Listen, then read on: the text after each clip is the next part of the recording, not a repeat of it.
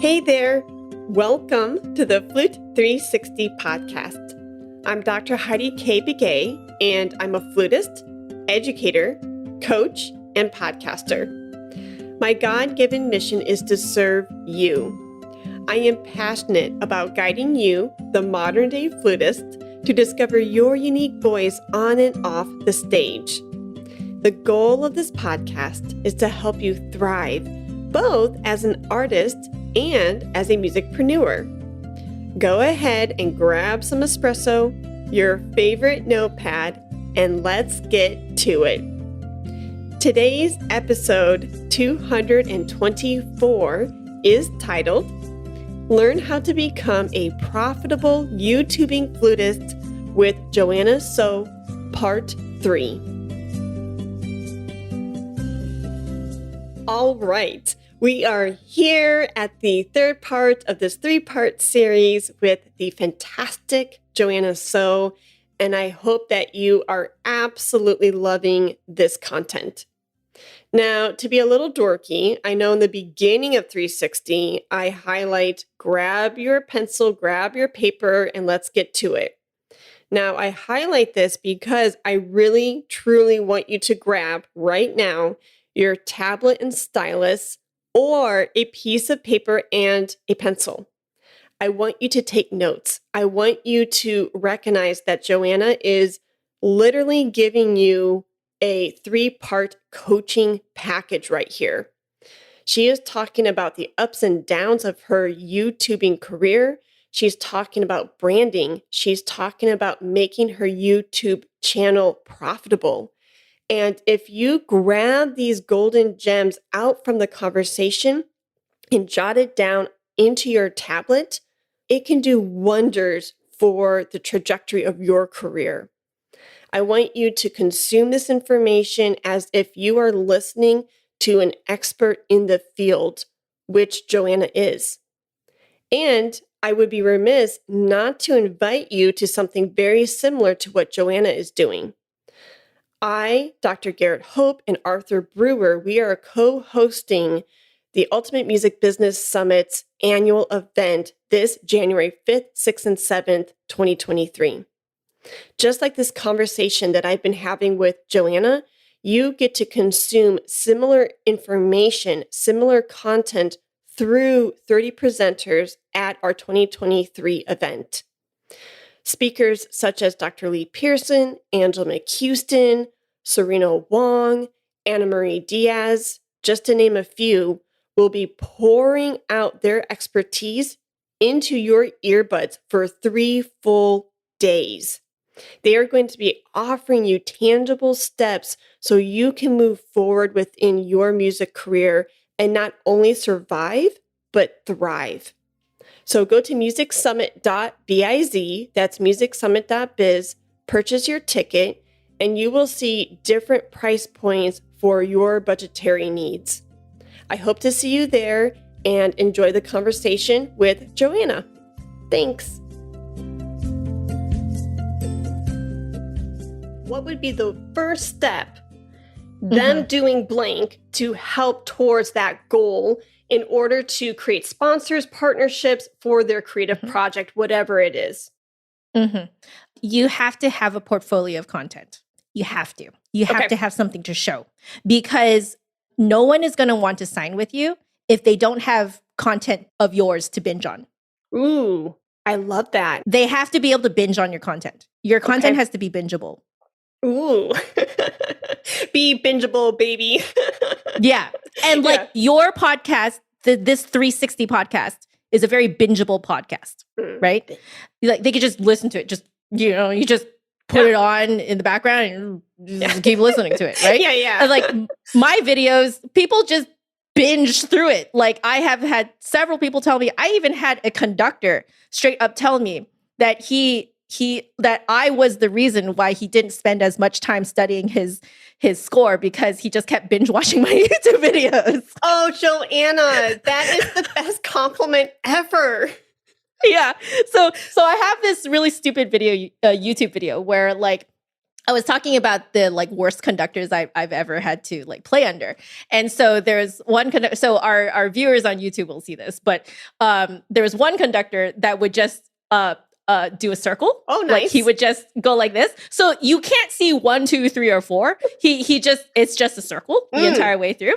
And so I did this stupid thing where I just like looked at the camera and just went like this, you know, like while like just like, you know, imitating this conductor.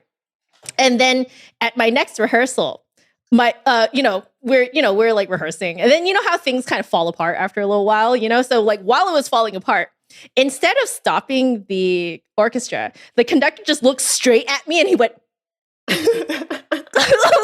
like just straight up calling me out because he watched that video like probably the night before or something like that. But he like, it was really funny because like, you know, like if your content is that bingeable, right? Like you know what I mean? Because like if you have a lot of content, but it's not bingeable, people get bored or whatever, they're not going to actually like look through your content, right? But the thing is, your content has to be bingeable enough for them to want to attach their name to it. So you have to first make a bunch of content non-sponsored, where you're just doing it for the fun of it, and you make it so that you would want to watch it. That's how you know it's bingeable, is that you want to watch or you want to listen to your own content, you know? So if you want to keep watching and keep listening, you can bet that there will be people out there who want to do the same thing, you know? Yeah. And because of that, then, you know, then people can binge. So for example, the way that I got the Flute Center gig is it was actually Phil's sister who was binge watching my YouTube videos. So she was binge watching my YouTube videos, and then she calls up Phil and goes, "Hey, have you seen this funny flute girl on YouTube?" And Phil's like, "No, I haven't." And so he starts watching my YouTube videos, and he's like, "Oh, she's pretty funny." And then he walks into the office that, you know, the following Monday, and he just, you know, he's just like asking the rest of the office, like, "Hey guys, have you seen this funny flute girl?" Right? You know, and then they all started watching my YouTube videos in the in Flute Center. And then that's how that kind of transitioned to like, what if we just work with this person? You know? So it was like, but at the bottom of it is that they have to want to watch your content. They have to want to listen to your content. Like they have to want to consume your content. Your content has to be appealing to the sponsors. Yeah. You know? Yeah. Like, because if it's not, then like you're nothing's gonna go forward. They're not gonna watch your content. They're gonna get super bored, and they're gonna be like, "No, we don't want to attach our name to this." Not only that, they might just straight up forget you because, you know, if your content is too boring, right? You know, then they have so many other things to think about, right? Like you want to be that little earworm in their head where they just you know, they just keep thinking about you. They keep like basically they can't stop thinking about you. Yeah. You know? Yeah. I love that. So like, yeah. So it's like on top of building a digital portfolio, your portfolio has to be bingeable. That's what I would say. Okay. So then when did you receive your first sponsorship? Flute Center was my first sponsorship. Was that like a year later, 2 years later? Can you give us an idea? Oh, no, because I technically started my YouTube channel 2010. Okay. So Flute Center New York just started-ish. Yeah.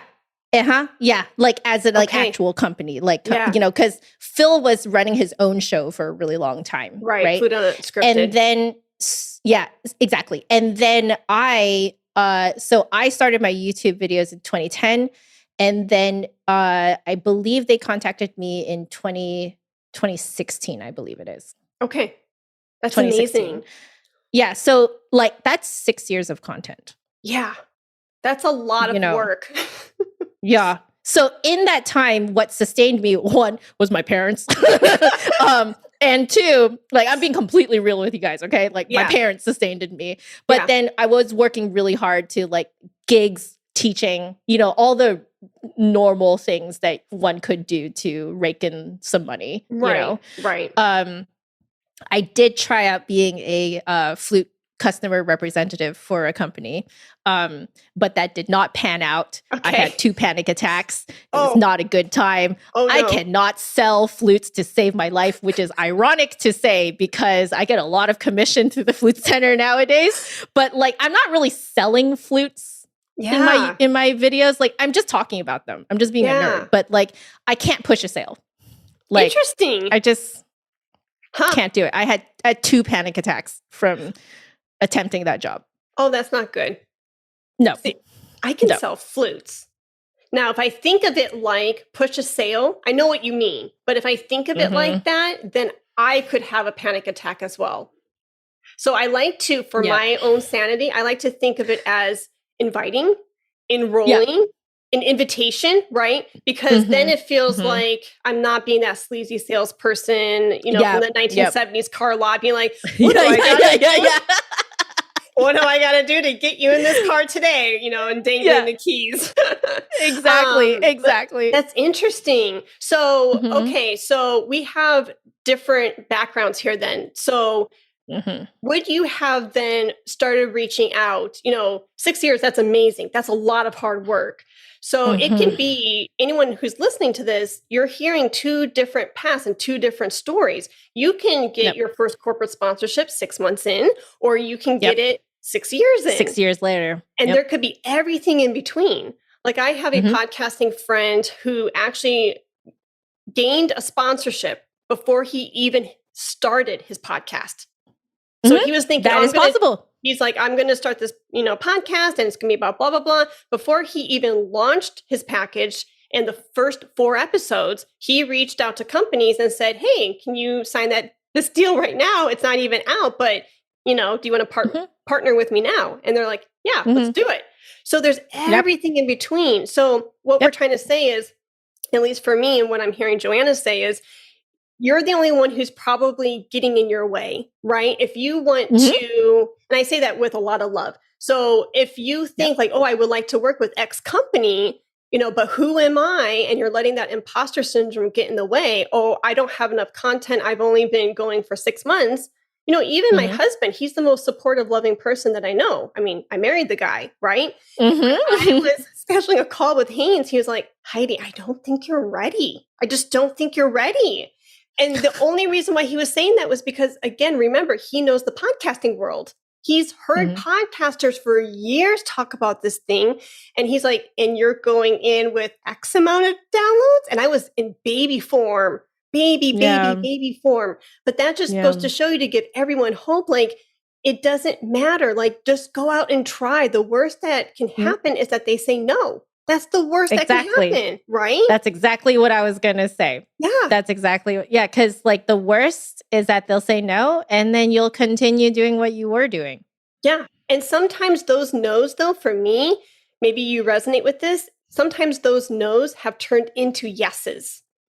So I think of the 30 companies whom I've worked with in the past, probably a good, I don't know, half, maybe even 40%, 40 to 50% of them initially were a no.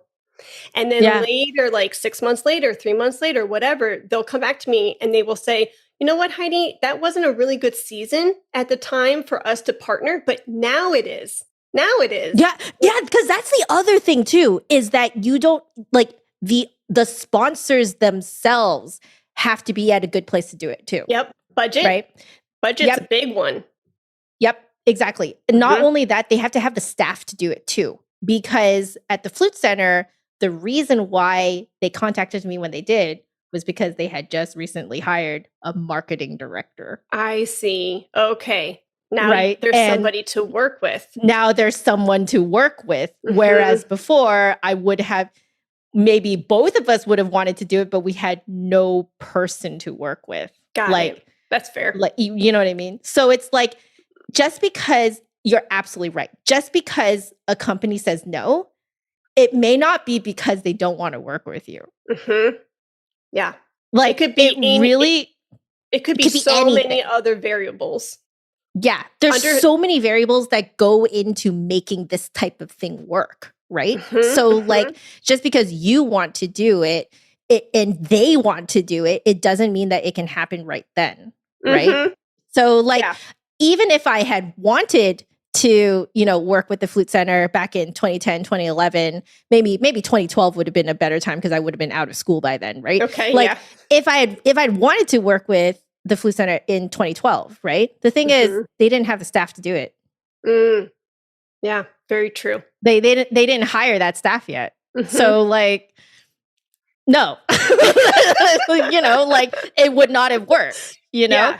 like ultimately they would have had to say no, Okay. Yeah. Yeah. I mean, You're absolutely right. There's so many variables. For you, it was staffing.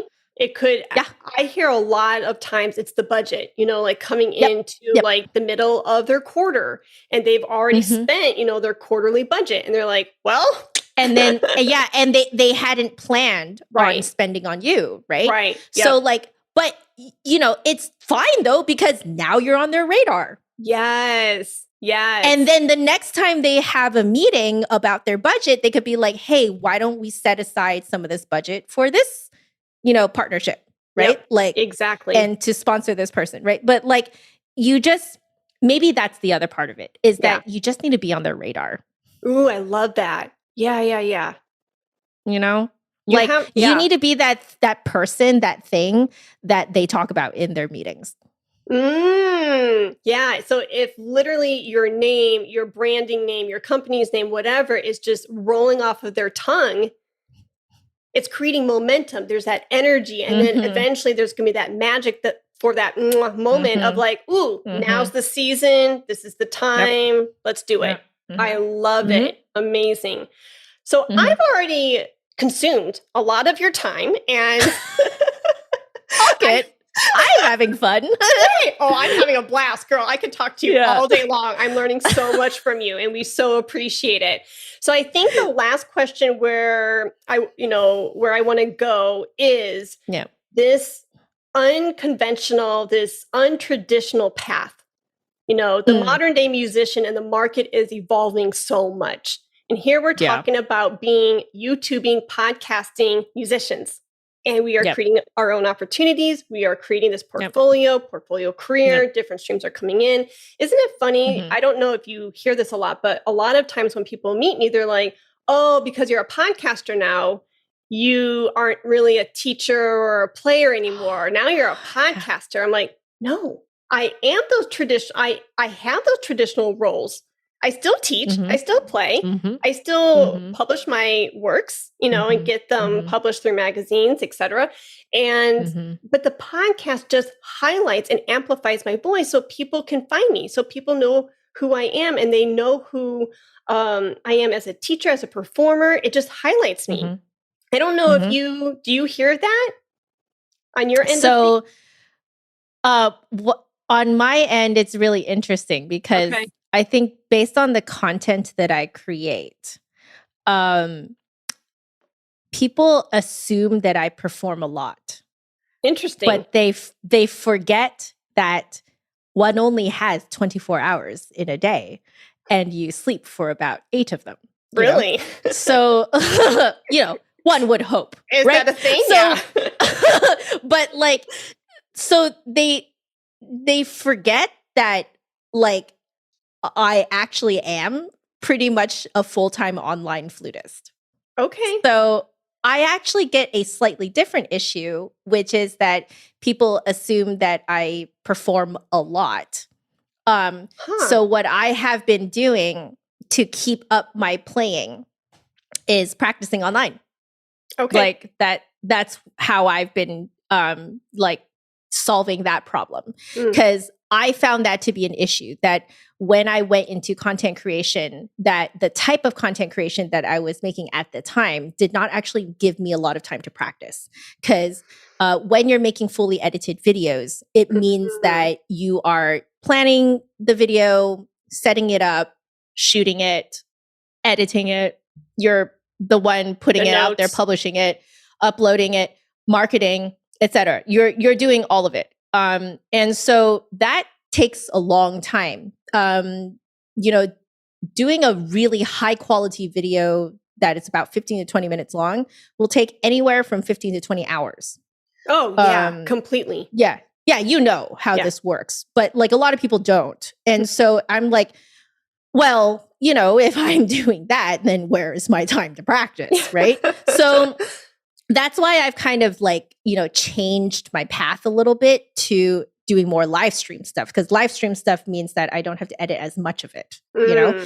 And because it's live streamed and the content of my live streaming is my like struggle practicing content, which people love struggle content. So perfect, right? Yeah. Kills two birds with one stone. People get struggle content, and I also get to improve my own playing, but just live in front of everyone, right? Okay. So like I have had to actually straight up show people, because they assume from how I'm talking, maybe I talk too confidently or something, but they assume from all my talking that I perform all of the time, you know, and I'm just kind of like, actually, no, I don't perform all of the time. So I'm going to make myself play in front of you all the time. So yeah, I kind of have an opposite kind of issue. And people, so like people will find me to have me teach them through doing all of this kind of content creation. And I love that. I do love teaching so very much. And it's really, really fun. I do it all online. And they, but it's like, I would say that people do understand that I teach a lot, because I talk about that a lot. Like a lot of times, like right after a stream ends, I'll be like, bye guys, I'm teaching a lesson, you know? So like, they know that I teach a lot. Yeah. I guess that's how I've sort of mitigated this issue of people not knowing what I do when I'm off stream. Okay. Is that I just straight up tell them. Like I will slot things in between and be like, bye, I'm going to teach a lesson, so that everyone knows I'm always constantly teaching lessons, you know? All right. Or like I'll say things like, okay, bye guys, I have to go edit, like, or I have to, you know, like, you know, do whatever, blah, blah, blah, right? Like, you know, so like it's communication essentially. Like, I have found a way essentially to communicate to my audiences that I do other things, and what of those things do I do, right? And when enough people have heard you say it, if other people are assuming things about me, the people who have heard me say what I do, they can correct them. I see. No, I love that. And that does happen. Yeah. Yes. Intentional is the word, is that you have to be very intentional with like how you communicate, and you don't need to like kind of hide what you are doing in the other parts of your life, essentially. Yeah. You know? Yeah. So like you don't have to tell your life story to these people, but like at the same time, I do find that it makes life a lot easier when you just straight up tell people where you're going, what you're doing. Not location, but I mean like, you know, what are you doing in terms of like, what are you doing after you get off your podcast or something like that, yeah. you know, like. So guys, after this talk, I am going to be making myself some pizza. And there you go. Yeah. Yeah. You know, because that also really humanizes you to these people too. A really funny story that my mom keeps telling me about, there's this lady that we know within the Chinese church community, very well-known lady. And she told my mom before that she would just be out drinking like a 7-Up out of a can or something. And then people would see her and be like, because she's so well known in the community, she's like pretty famous actually in the Chinese church kind of like community across the United States and Canada. And so people would see her and be like, oh my gosh, she drinks soda, you know? Like, and she's just like, what the heck? Like, I'm just a normal human, right? And so like from hearing that, I heard that story since I was a kid. And so that's why when I got into content creation, and especially into the live streaming format, now I will straight up tell people, oh, hey guys, I just had breakfast, blah, blah, blah, you know? And then I'll just kind of like talk about what I had, what coffee I had, or what tea I had, and whatever. And then, you know, sometimes afterwards I'll be like, okay, guys, I'm really hungry. Like, I'm going to go make some lunch now, you know, blah, blah, blah, you know, and like that humanizes you. I find that like it humanizes you to your listeners, to the people watching you. And as a result of you humanizing yourself to them, they also treat you a lot better. Yeah. No, I love that. Because they realize you're a human just like them. Yeah. Before we conclude the conversation, here's a brief message from the Ultimate Music Business Summit. The third annual Ultimate Music Business Summit is a 3-day virtual conference that will be held on January 5th, 6th, and 7th, 2023. This 3-day virtual event features over 24 speakers to help you build your music business. As a musician, you care about your art. You want to make a difference in your community and in the world. You want to pass your knowledge onto your students, and you want to do more than trade your time for money and just get by every month. UMBS is all about the one thing you didn't learn in music school, realizing that you are a business. It offers dozens of ways to build a career as an independent musician, including marketing, copywriting, studio development, mindset, money, and networking opportunities. Whether you're a composer, touring musician, studio teacher, recording artist, or a professor, UMBS is for you. Get your ticket now at musicsummit.biz. That's musicsummit.biz. So I guess my question in all of that was, because the market is shifting, right? And we are paving our own paths and no longer necessarily, and this could be true for somebody and, hats off to them if they find this to be true for their career. We're finding that these traditional jobs are starting to dwindle away, correct? Yeah, they are. Or they're changing, that is. Like the way that you do them is completely changing. I completely agree. So because the market is shifting and they're changing, I think we're going to see, and correct me if I'm wrong, but we're going to see more careers like ours being the norm. And so if somebody who's in college right now thinking, okay, me being an orchestral musician may or may not pan out, what are my other options? Maybe, YouTubing perhaps isn't everyone's cup of tea. Maybe podcasting isn't everyone's cup of tea, and that's okay. But they know that they are going to have to be a musicpreneur in some sense. And I think the industry is asking us to be more entrepreneurial than ever before. And so because of that, they need to start learning, what a product suite is and how to amplify their voice and highlight that so people can come in and out. You can enroll people through your classes, your recitals, your gigs, etc. Right? So with that being said, the YouTube channel of yours or the podcast channel of mine, they have given us those opportunities for us to wear those traditional hats, being a teacher, being a performer, right? So when I tell people, like, I don't know if you know this, but I have a class that's called The Podcasting Musician. And I I do, but I try to encourage people to come and claim that piece of digital real estate because I want people to succeed and I want them to build their own stage so that way people can see them and can hear them, right? So I think it's inevitable. I think not every musician, but because I don't want to be dramatic here, but most musicians are going to find themselves needing or wanting to have some kind of digital platform in some sense, whether it's YouTube. Yes. You agree. Okay. Yes. So how do you start? Like I know earlier in some similar context, you were like, just do it, just go. But and the reason why I ask you this is because they don't teach us this information in school. They don't teach this. And rightfully so. Like we do have to be able to play our instruments well. We have to play the right notes in the right time with intonation, with integrity, yada, yada. Right. But and some schools are changing. Like I know that there's a Berklee music business program and other schools are catching up with the current times to help their students. Right. So if your program right now, if you are a current bachelor's or master's or doctoral student right now, and you're in school and you're thinking, oy vey, what's next? I may need to venture off of that traditional path. Where do I start? I mean, I know I'm giving you a very blanketed general question, but how would you help them? Because I'm doing my very best to like encourage people into this space. And I feel like some people are like, heck yeah, I see the changes. I'm all for it. And others are like really pushing in the sense of like, no, Mhm. traditional is the way to go, which is totally fine. I'm not bashing that at all, but you get it. So I'm done I get rambling. You get the question. it. Go. Yeah. Well, like the way I see it is you have to like what you put out. Okay.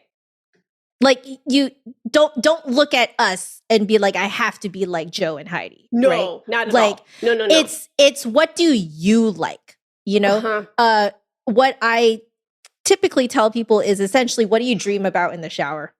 Oh, Like, okay. when you're showering, when you're washing dishes and your mind drifts and you're like, what do I wish I could do or what do I want to do? Like where does your mind go? Okay. Because my mind kept going to like making YouTube videos, editing funny videos, live streaming. I think about what to live stream. I think about like, what's the next big thing I can do? So like it's essentially what you wish you could do. Okay. Okay. That's what you should do. So in terms of where to start though, that's hard because you have to just do something. Mm-hmm. So like for me, I started on Facebook actually. So that's how I did it because I was like, let's test the waters. Okay. And like let's not go as public as YouTube first. So I'll just publish to my friends on Facebook first. Yes. So like that's how I started is that you can just basically have a controlled group first and put your content out to a controlled group first and see how they respond. And then, basically like, look at your data afterwards and be like, how did people respond? Did people really like it? Are people talking about it? Are people telling me that I should be more public with this? Blah, blah, blah. Are they trying to share it with their friends, but because of the stupid privacy setting, they can't show their friends, that kind of thing, right? Yeah. So like, that's how I did it was I started with a controlled group first, which was my Facebook friends. And Facebook was not as public at that point as it is now. At that point in like 2010, it still very much was just with your friends, So, I published on Facebook these videos just with my friends. And then they seemed to really like it. And so because that seemed to go really well, and I noticed that I could keep doing it. That's the thing too, because you never know if you start a new thing, what if you hate it?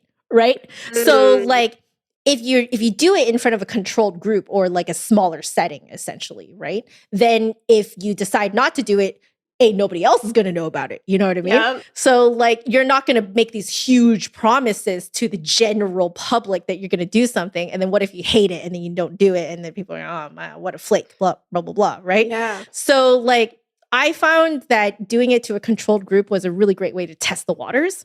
And you could test what works and test what doesn't. So I think I tested it for about like half a year or something before I went on YouTube, like moved everything to YouTube. Literally, you made me feel so validated as a coach because that is exactly what I tell my clients all the time. We have actual clients right now where they're like, maybe a podcast, maybe not. I don't know. And I'm like, you know what? Just do some Facebook Lives. You just get your feet wet. Facebook Lives with just your friends. Yeah.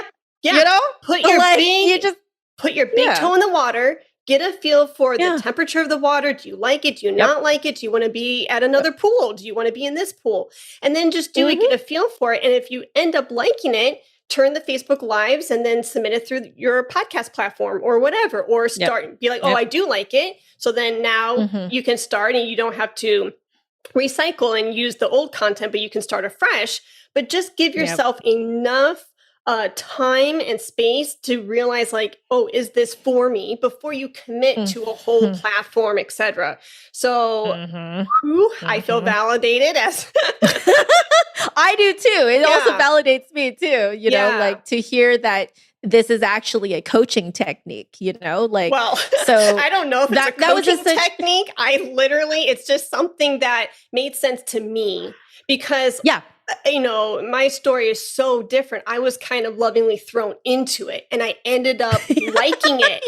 And that was a fluke, Yeah. and I was a beautiful fluke, but I mean, technically it was your project though, Yeah, So yeah. like in a way it was meant to be a smaller project than what it has become. That is true. That kind of actually is very true, because it was in a sense a control group of, here's my podcast, I got my feet wet, and then I realized, I really love this. And so I continued. Exactly. Boom. Yeah. Okay. Yeah. So not a coaching technique per se, but a gut-wrenching answer of like, this is what my gut says. That's where, It's true. My parents actually were the ones who gave me the idea to start on Facebook for 6 months and see if I liked it. And then they're like, if you like it, then you can go on YouTube. My parents are really good about this. They're really good about basically training you to like test the waters. Like my mom did the same thing for like, because I wanted to,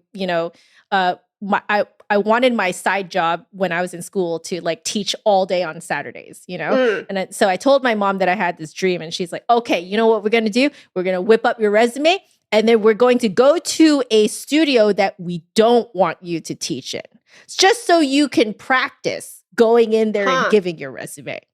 Really? Yeah. And so I practiced with 2 places, and one of the places I even got an interview, and she was like, she was like, don't worry about this interview. You just go in and then you can learn what an interview of this sort is like, right? Wow. So I went in and did that, and I accepted the job anyway, but they ended up ghosting me because like no one showed up for lessons. I think they paid me $11 because it was like, if someone no-showed, they would still pay you half the amount of money. Okay. I still think they should have paid you the full amount, but that's a separate thing. But like that was like a great way for me to practice like how an interview of that sort was going to be like. So when I actually went to the place that I actually wanted to teach in, I like nailed that interview. Nice.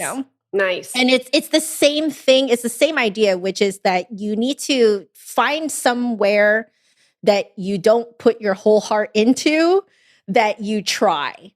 You just try it and see what it's like, learn from the experience, and then wherever it is that you actually want to go to, then you know what to do and what not to do. Boom. I am so jealous. I want your parents. My mom is amazing. She really has like taught me a lot of like really good life lessons, know, like, and this was one of them. She was like, I think auditioning into my youth orchestra, which technically wasn't really a youth orchestra, because it had a whole bunch of university kids coming in from the like neighboring school to like fill in the parts. But anyway, I wanted to go to the Vancouver Academy of Music Orchestra. But then my mom was like, okay, so we're going to go to like a different youth orchestra just as a throwaway audition. Okay. So I was like, okay, cool. So it's very low pressure, low stress that way, right? It's very low pressure. And you're really only going in to learn how the audition process goes. That's it. Right. Okay. So I went in, and because I didn't care about it, I nailed that audition too. And they actually ran out after me and were like, please be our principal flutist. And I said no and left. I think I said something like, I'll think about it. And then I left. And then I just said no to them later because I auditioned to the real one that I wanted to go to. And I did quite well at that audition. I was more nervous for that one, but I did well enough to get in. Mm-hmm. Right. So like, my mom has really like guided me in this type of thing, and same thing for putting your content out there. Like have a controlled group first, nice and small, see if you like it, see what works, see what doesn't work, because there's going to be something about the content creation itself that you're going to run into some problems that you never foresaw. Oh, yeah, for sure. So you're going to have to do a lot of research online. You're going to have to watch a lot of tutorials. You're going to have to read a lot of blogs to figure out how to do whatever it is that you want to do. That's going to take hours of your time. Do you hate it? Do you love it? Right? Yeah. Because in this industry, it's all looking up tutorials online to figure out how to do anything you want. Oh, girl. If I could tell you the number of tutorials I have watched on PicMonkey, Canva, MailChimp, Adobe Suite, I would be, literally, that's my life. that's my life too. Yeah. It's like my whole like, live streaming setup, stuff like that. All of that is learned online. Website. Just I built tutorials. I built my first website. I totally DIY'd it. And, it wasn't pretty. It was pretty janky, but it got the ball rolling. But you put it out there. I put it out there. And the funny thing is now Eric, who's like the tech guy in our family, right? So I'm the talker. He's the tech guy. He knows audio and video and equipment and setup. He knows all of that. But when it comes to his website or something else, he's just like, and he's asking me, and he's like, this is so weird. It feels so backwards, but I know how to build websites now. And it was because I'm a podcaster. I had to learn how to build a website. Isn't that so cool? It's it's so neat how it sounds like you resonate with this. Like, it's so cool how the YouTubing and the podcasting has taught me and added new skill sets into my wheelhouse that I would have never had. If I didn't go down this path. Yep. I think it's so cool. The question there then for people starting out is, do you like it? Okay. Yeah. Because if you don't like it, you ain't going to like a career that's full of this, That is true. Like, it never ends. You never stop learning because the software will always evolve. Yes. The platforms will always evolve. Things are constantly updating. Things are constantly changing. Even my DaVinci video editing software freaking comes out with like updates like every month, and things just change. They're everywhere. So you have to like constantly look up tutorials. I like doing that though, because I find it, I don't know, it just taps into the nerdy side of me. So I really like doing that type of thing. Okay. But there are a lot of people out there who are just like so impatient with that stuff and they hate it, Yeah. And I'm just kind of like, well, you kind of have to decide if you like it because this is going to be your life, But at some point, yes. And at some point though, to take it one step further, I think being this modern day musician, we probably need to wear that badge of courage, especially within the technological world. Because, during the pandemic, we were shown like you need to know technology to some degree, right? And now we're kind of getting out of the pandemic. A lot of things are still virtual, right? But then there's also this hybridness as well. So I think, just the world we live in, technology is obviously not going to go away. So you have to know, probably, even if you're not an expert, I'm not a website building expert by any means, but I know the nuts and bolts. So I'm not afraid to try to add in this widget or try to implement a pop-up, or a landing page through HeidiKBK.com. Full circle, then it really helps me to be courageous in other avenues in my career. Yes. Where I'm like, ooh, I can do hard things. Now, it's like you're no longer afraid of things that you don't know about. Right. Yeah. Like, because I think that we as like classically trained musicians, we definitely were brought up with this like, the teacher needs to show you how to do it. Yes. Like, don't try things until the teacher has shown you how to do it. But the thing is, that's not how this like entrepreneurship works at all. It's, you don't know how to do it? Well, find out. Like, it is completely opposite, isn't it? Yeah, completely opposite. So like, you're absolutely right. Like, having dug your toes into like learning this type of thing, it totally makes you more confident to like, when other problems come at you, you're just no like, fear. Whatever. I'll figure it out. It's whatever. Yeah. I feel validated because once I decided to be my own boss and to, shift this into being a remote digital entrepreneur, I realized it was so opposite of my classical music training, because being a classical musician, they teach you to finesse it, finesse the phrase, get the lick right, and then you go out and play the perfected thing, right? So you present the thing that's built, put together. But being a musicpreneur is completely the opposite, because the best analogy that I can offer is a plane. So as a musician, we are taught, you do the nuts and bolts, you do the sighting, and then you get the pilot, and then you fly it when it's all good and ready.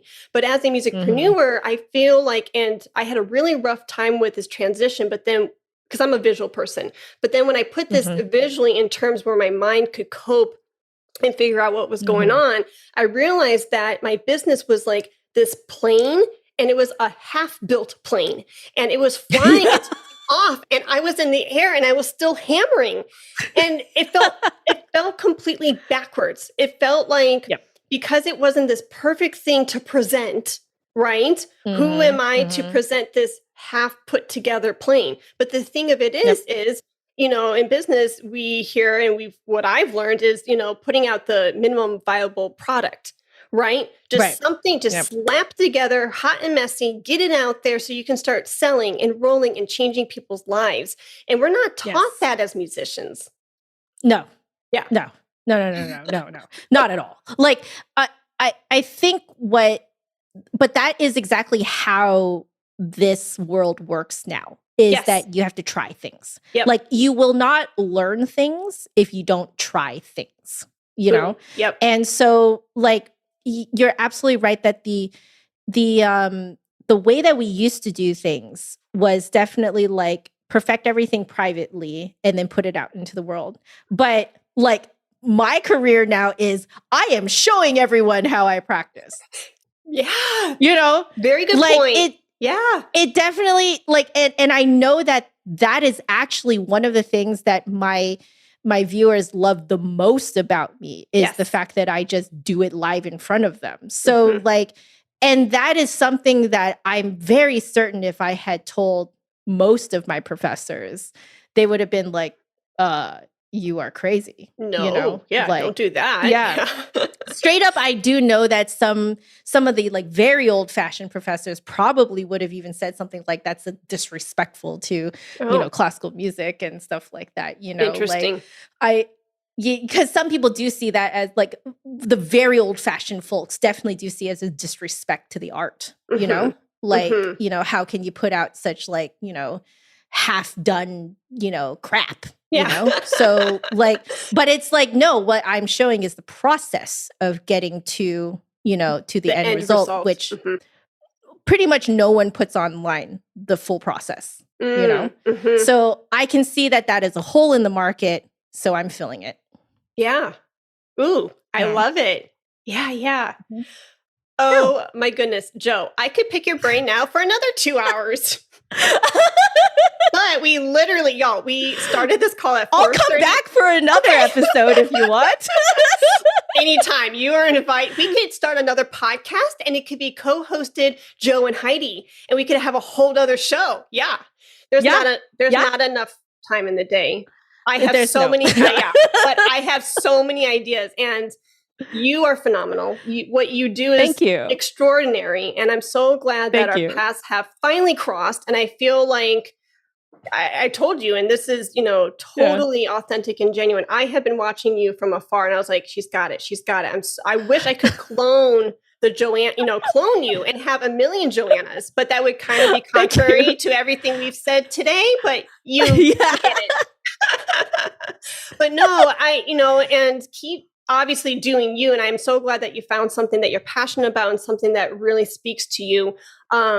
Thank you. Because you're a shining example of like what could be and, you know, what the possibilities are for other musicians. And just because you didn't fall into, you know, the traditional path A or B does not mean that you can't have, if anything, you know, being on this path X, whatever it is, I feel more fulfilled, and my skill set is actually had the opportunity to blossom even more so compared to if I was an academic professor, because the industry, you know, my job is asking me to be really creative. I didn't realize how creative I actually was, you know, titling my courses, or how I would package together a course and how I would organize it. And there's no book, there's no guide. There's, you know what, there's no IKEA manual that I'm pulling out, and I get to just create. And that trickles into my teaching, and that trickles into how I perform and what music I'm playing. And I'm more adventurous. And I don't know, anyways, and now I'm going down a whole nother rabbit hole, but all that's to say is keep doing you, because you're a shining example of the possibilities for musicians out there. And I really feel like, you know, accounts like yours and businesses like yours gives them hope. You know what I mean? Because like you can easily, and I can only speak for myself, but when I couldn't get into one of those, or I chose to at some point. I did, job taken away because of COVID, but because I wasn't able to get down that traditional path and get the career rolling with that momentum that I originally intended, I felt like I failed, and I really felt disheartened, and I really felt like, all is lost. And then all I had to do was just hear a couple stories, like, Garrett at the time was a great person to help me with my pivot, and he just lovingly was just like, it's not all trash. It's not all thrown in the garbage. You can pivot a few degrees. You can still be Heidi and still do what you want to do, but just, within this new scene, this new scenery. And so anyways, all that's to say is then I started noticing the breadcrumbs and noticing like, oh, the Jeans and the Joes and the, et cetera, the Joannas, they're doing this thing and you can have a thriving career. And, so I can't thank you enough for being you, and I cannot thank you enough for carving out 2 hours for me. My God. Good. Okay. I was like, I think good. Oh, yeah. So, but yeah, let's do this again. And anytime I can support you and just another flutist, I am just a call away. And I really mean that. Oh, thank you. I really appreciate that. I think we should do one on my channel. Okay. Yeah. Sign me up. I would absolutely love that. Yeah. And like, if you're down to do it live, it would be even better because, I will do I've live. done it with, good. I've done it with another of my friends too, live. So, and people love that. They really love seeing us just live talking together. And then we could even like talk to the chat too, which is really nice. So I love that. Live. Yes. I love that interaction. And I always say my listeners are gonna be like, oh my gosh, here she goes again. But that interaction leads to inspiration. And you're right. So like having that really comments in the moment, you're like, ooh, I would have never thought of that before. And so, it's really cool. I love it. It's my favorite thing about content creation. So thank you so much for having me on. You're so welcome. And let's be in touch. And seriously, if there's anything I can do for you, let me know. But have a blessed day and we'll be in touch. You too. All right. Later. Bye. Thank you for listening to this 3-part series with YouTubing sensation Joanna Soh. Now, a few things before you go off and enjoy the rest of your day. First things first, make sure you are subscribed to Joanna's YouTube channel, and her handle is Just Another Flutist. I know she would absolutely appreciate the support. Secondly, you want to subscribe, rate, and review to this channel, which is, of course, the Flute 360 podcast. We can be found through 25 different podcast apps, such as Spotify, Apple, and Amazon Music. Once you subscribe and give the Flute 360 show a rating and a review, let me know. I would absolutely love to give you a shout out via the air.